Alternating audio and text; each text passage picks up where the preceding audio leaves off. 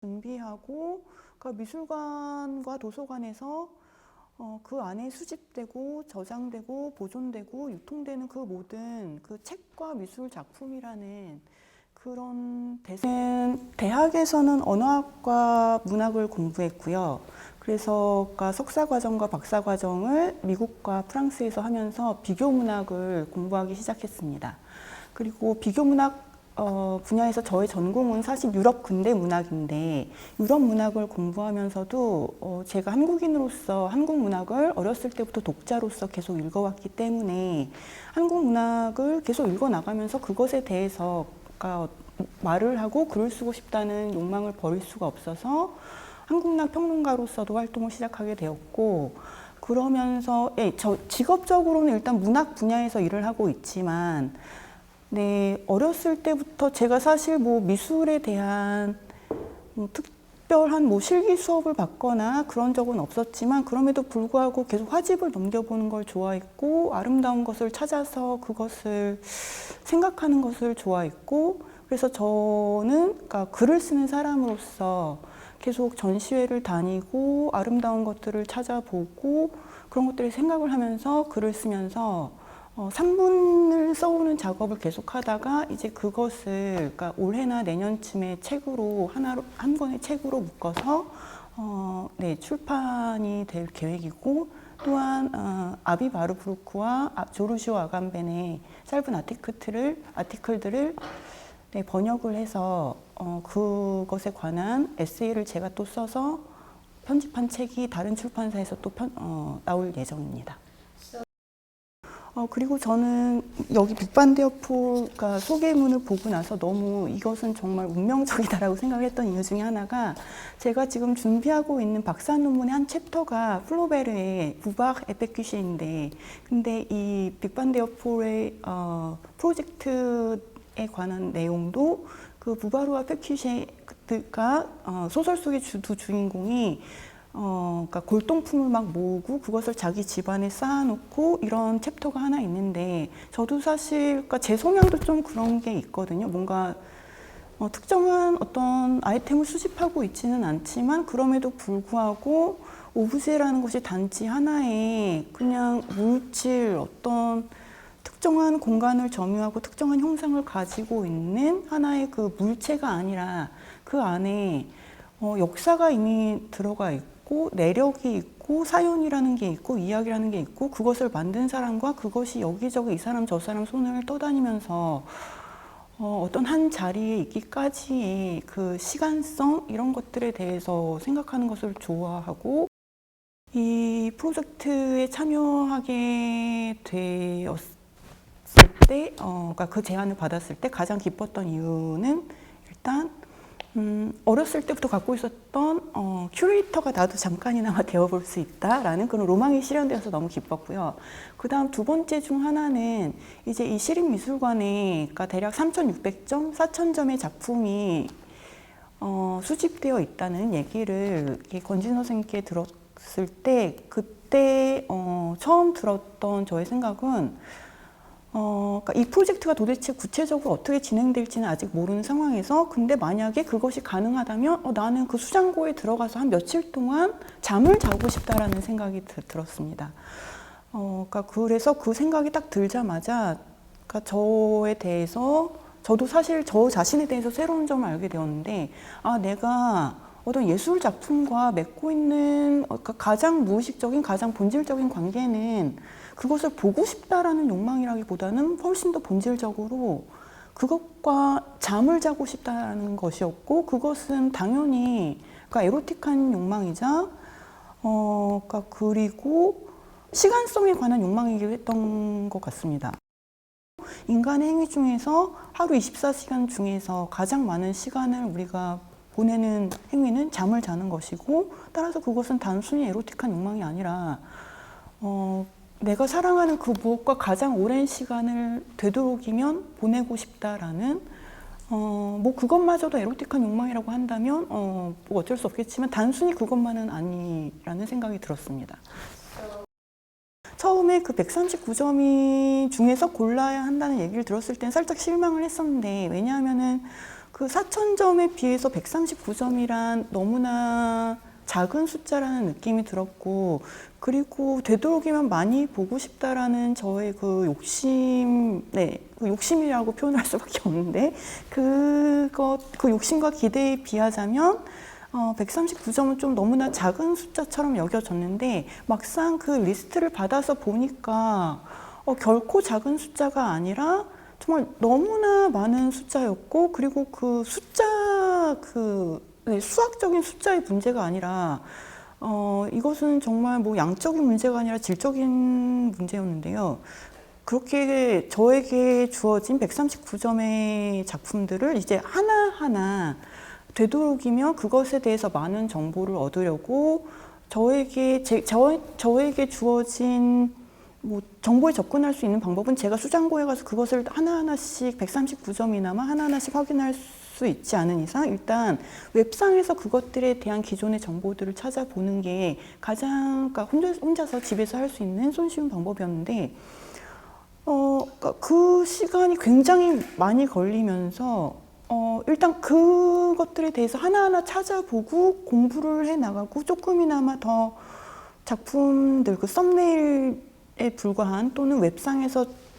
작거나 큰 사진으로 또는 짧은 동영상으로 나와 있는 작품들을 공부해 나가면서 일단 그 공부해 나가는 과정이 제가 그것들과 함께 가상으로나마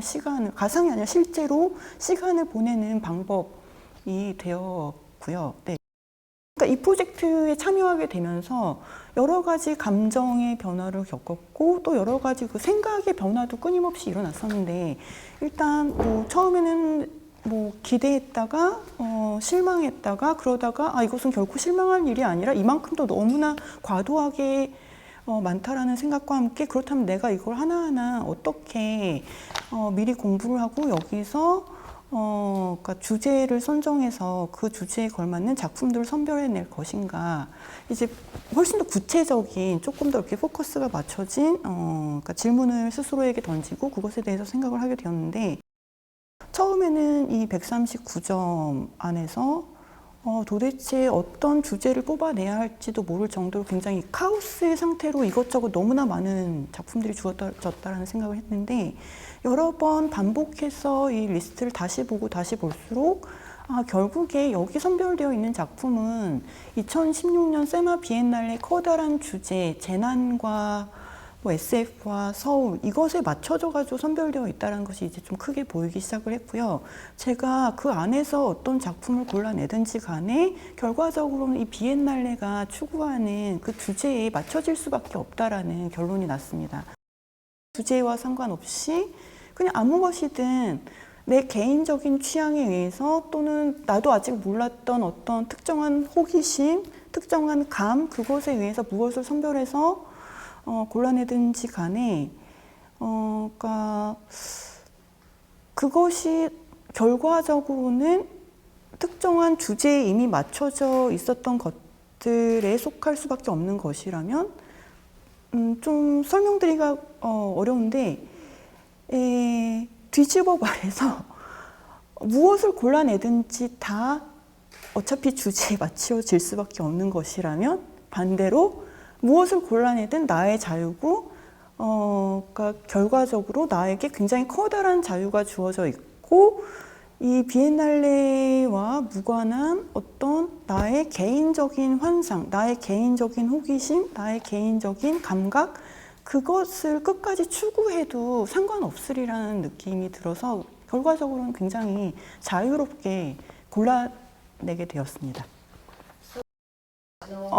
네. 그 사실은 이렇게 처음에, 그러니까 139점 중에서 그럼 이제 도대체 무엇을 골라내지 하는 이제 정말 이렇게 프랙티컬한 그런 상황에 봉착했을 때,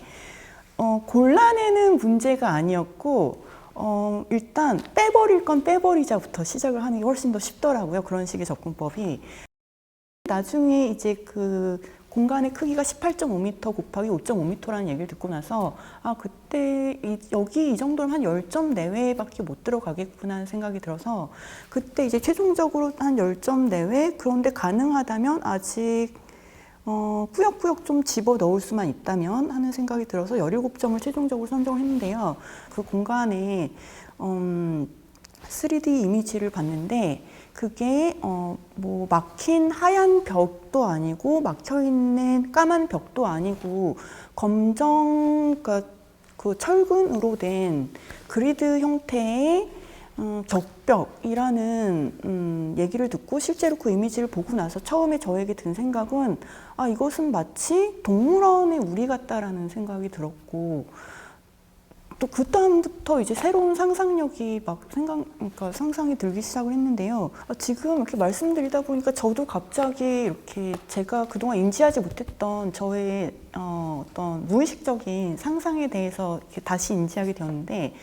처음에 제가 예술 작품들과 맺는 관계가 이것은 보는 게 아니라 같이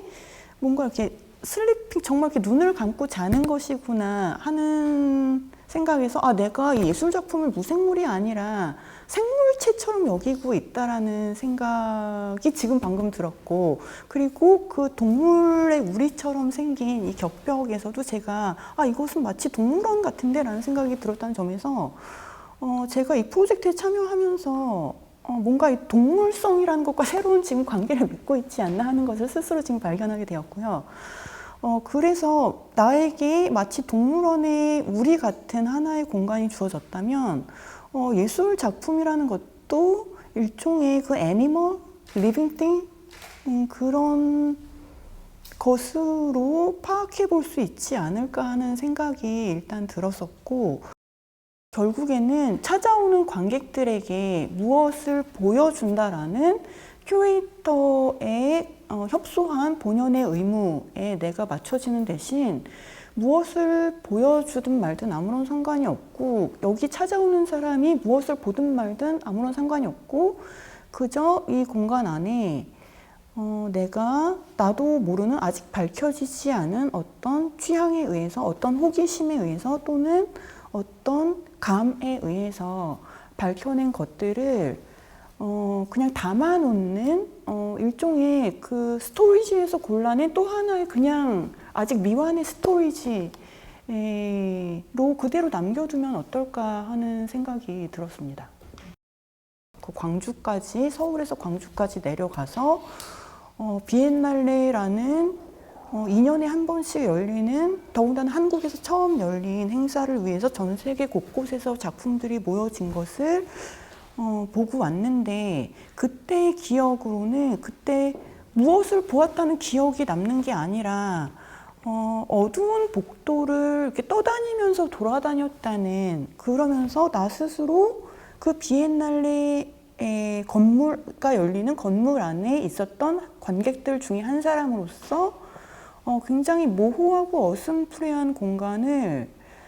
떠다니듯이 이렇게 유동적인 곡선을 그리면서 걸어 다니다가 왔다라는 느낌이 남아 있거든요. 그래서 결국 제가 여기서 139점 중에서 무엇을 셀렉션 해가지고 그 안에다가 걸어 놓든 뭐 이렇게 매달아 놓든지 하든지 간에 굳이 그것을 보러 오겠다는 관객이 몇 명이나 될까? 아마 한 명도 없을 거라는 생각이 들면서 그렇다면 그러니까 무엇을 굳이 보여주겠다라는 그런 큐레이팅의 본연의 목적에 충실하지 않아도 상관없이 무언가가 그 자리에 있었다라는 기억만을 어슴푸레할 수 있도록